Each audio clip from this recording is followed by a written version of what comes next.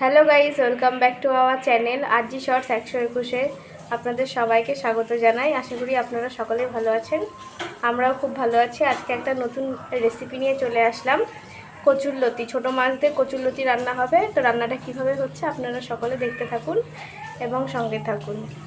তো এখানে কচুরলতি নিয়ে নেওয়া হয়েছে। এগুলো না আমাদের গ্রামের বাড়ির কচুরলতি, কি সুন্দর হয়েছে, জমিতে হয়েছে। নিয়েছি, এবার হচ্ছে এগুলোকে কেটে নিব। নিয়ে তারপরে পেঁয়াজ রসুন দিয়ে মাছ দিয়ে রান্না করা হবে। তো এই যে লতিগুলোকে এভাবে ছোট ছোট করে পিস করে করে প্রথমে ছুলে নিচ্ছি, এই যে এরকম সাইজে।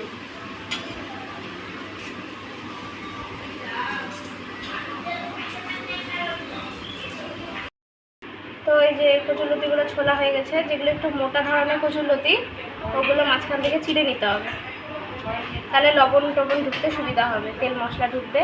আর এরকম সরুগুলো মাঝখানে ফাটানোর দরকার নেই, খালি ছিলে নিলেই হয়ে যাবে। এই যে আমার কচুরলতি কাটা হয়ে গেছে, এখন আমি ধুয়ে নেব।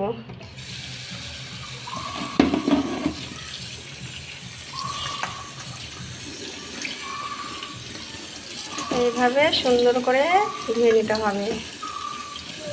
আমার ধোয়া হয়ে গেছে, এখন আমি ধুয়ে নেব।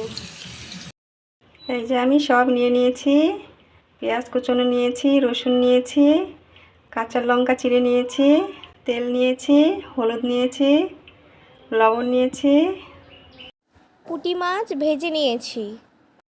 যে আমার কড়াই গরম হয়ে গেছে, এখন আমি তেল দিয়ে দেব। তেল গরম হয়ে গেছে, এখন আমি কালো জিরা সম্বরা দিয়ে দেব।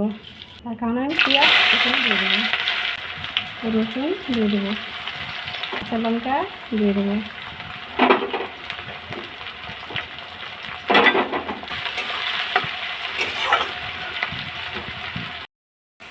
এই যে আমার ভাজা হয়ে গেছে, এখন আমি কচুরলতিটাকে দিয়ে দেব।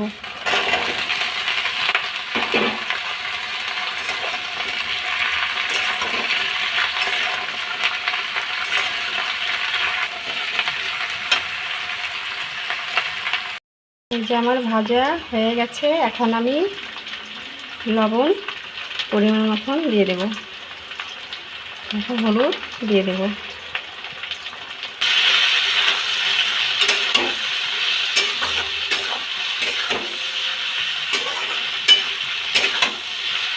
আমার কচুরলতি ভাজা হয়ে গেছে, এখন আমি মাছ দিয়ে দেব।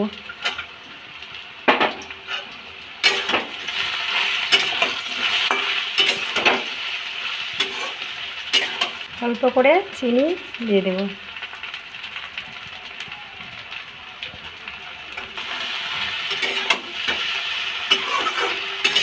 আপনারা এইভাবে সব কিছু দিয়ে রান্না করে খেয়ে দেখবেন, খেয়ে যদি ভালো লাগে কমেন্টে লিখে জানাবেন। আমার কচুরলতি হয়ে গেছে, এখন আমি নামিয়ে নেব। কি সুন্দর লাগছে, তাই না? যে আমি নামিয়ে নিয়েছি। তো এই যে কচুরলতি রান্না হয়ে গেছে, তো আমি এবার একটু ভাতের সাথে খেয়ে দেখি কেমন হয়েছে।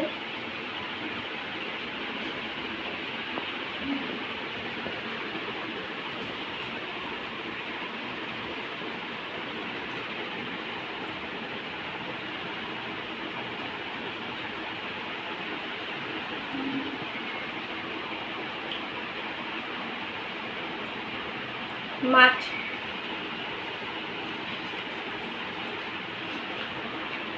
তো রান্নাটা খুব ভালোই হয়েছে।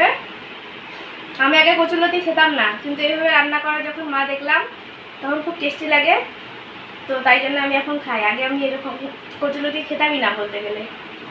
তো আপনারা এইভাবে বাড়িতে বানিয়ে খেয়ে দেখবেন, কমেন্টে লিখে জানাবেন কেমন হয়েছে। আজকের মতো ভিডিওটা এখানে শেষ করলাম, দেখা হবে আবার অন্য একটি ভিডিওতে।